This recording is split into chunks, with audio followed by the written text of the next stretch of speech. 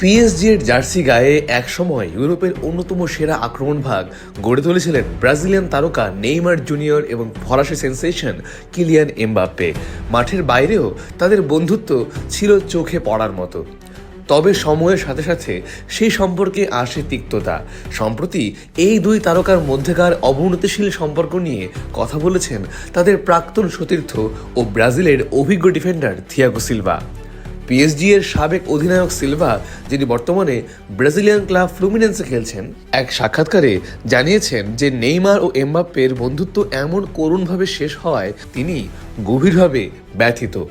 Silva বলেন, পিএসজিতে শুরুতে Mbappe এবং নেইমারের মধ্যে খুব ভালো সম্পর্ক ছিল। তারা প্রতিদিন নিজেদের মধ্যে খুব মজা করত এবং অবিশ্বাস্যভাবে ঘনিষ্ঠ ছিল। কিন্তু সময়ের সঙ্গে সঙ্গে তাদের সম্পর্ক খারাপ হতে শুরু করে। কেন এমন হলো তা আমি বুঝিনি। আমি যখন ক্লাব ছেড়ে চলে আসি তারপর এই সম্পর্কের অবনতি ঘটে। আমি জানি না ঠিক কার কারণে এই ফাটল তৈরি হয়েছিল, কিন্তু এটা আমাকে দুঃখ দিয়েছে।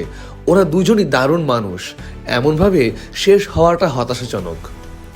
সম্পর্কের অবনতির নেপথ্যে থিয়াগো সিলভা সরাসরি কারণ না জানালেও ফুটবল মহলে নেইমার এমবাপ্পে দ্বন্দ্বের একাধিক কারণ আলোচিত। এর মধ্যে অন্যতম হল মেসির আগমন। নেইমার নিজে এক পডকাস্টে জানিয়েছিলেন যে লিওনেল মেসি পিএসজিতে যোগ দেওয়ার পর এমবাপ্পে ঈর্ষান্বিত হয়ে পড়েছিলেন। নেইমারের সঙ্গে মেসির ঘনিষ্ঠতা তিনি ভালোভাবে নেননি। তাছাড়াও মাঠে পেনাল্টি নেওয়া নিয়ে দুজনের মধ্যে একাধিকবার সমস্যা দেখা দেয়। বিশেষ করে এমবাপ্পেকে ক্লাবের নীতি নির্ধারণে বিশেষ ক্ষমতা দেওয়া হয়েছে এমন গুঞ্জনের পর থেকে এই দ্বন্দ্ব আরও বাড়ে। নেইমার বর্তমানে ব্রাজিলিয়ান ক্লাব সান্তোসে খেলছেন এবং গুরুতর চোটে মাঠের বাইরে আছেন।